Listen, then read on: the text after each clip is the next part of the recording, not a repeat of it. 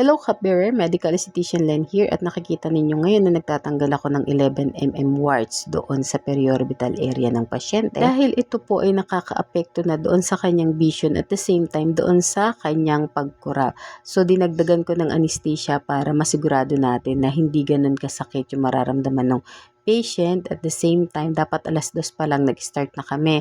Pero dahil ako yung nanghingi ng adjustment dun sa schedule, dahil meron nga akong inasikaso sa eskwelahan, yung yakap ng PhilHealth registration. So, inuno ko muna yon dahil nga nandun na rin naman sila sa school.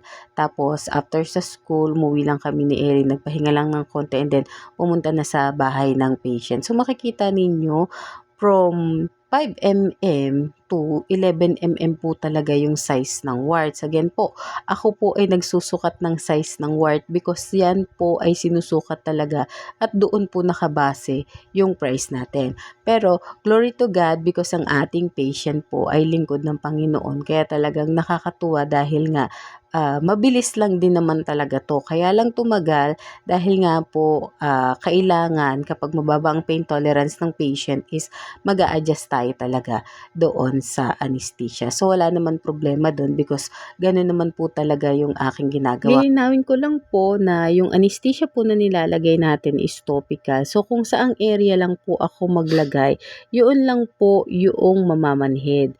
Pero depende pa rin po doon sa naglalagay kung generous po or hindi. Kasi kahit maglagay ka doon kung konti lang naman, mararamdaman ng ating pasyente. Sa mga ganito kalalaking warts po, meron po talaga yung specific number of power or yung control ng machine. Kasi kung bababaan mo, mas lalo pong mahihirapan yung patient. So ako, pinapaliwanag ko na maigi doon sa pasyente kung ano yung mga dapat niyang i-expect. So dito po mag-start na po tayo doon sa 11 mm na warts na pagtatanggal. So yan po nakikita nyo, meron pong konting dugo. Hindi po dahil doon sa pantanggal ko. Yan po ay dahil doon sa twister na gamit ko. Dahil kailangan ko pong bigyan ng pressure yung paghawak doon sa 11 mm na warts.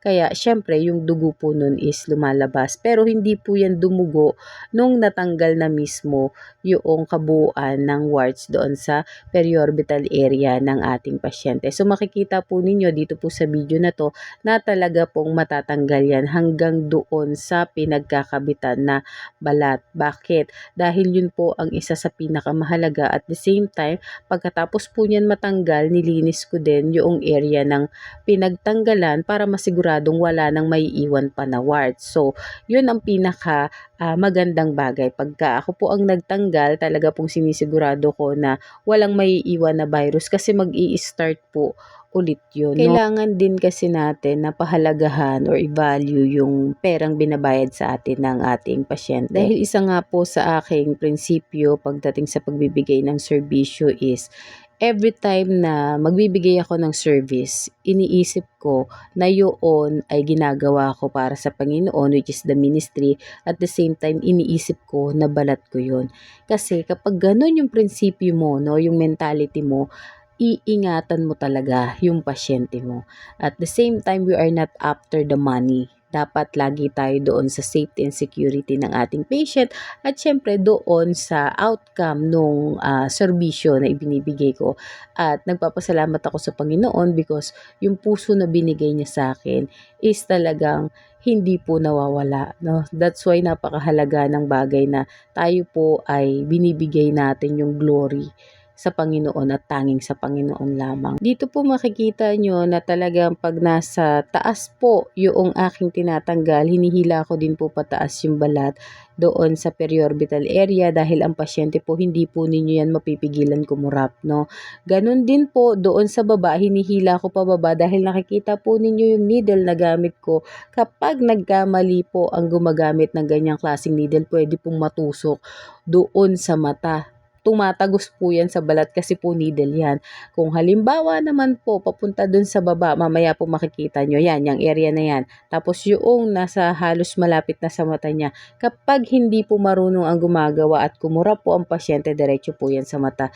That's why sinasabi ko sa mga pasyente ko na okay po, bibigyan ko po ng konting bigat yung kamay ko, hihilahin ko po pataas, hihilahin ko po pababa para aware sila at prepare sila, at sinasabi ko na nasa critical area na po tayo, iwasan po natin ang pagkurap dahil po pwede pong matusok yung inyong mga mata. So nasa professionalism lang din po yun na pinagkakaloob ng Panginoon kung paano natin sasabihin doon sa mga patient.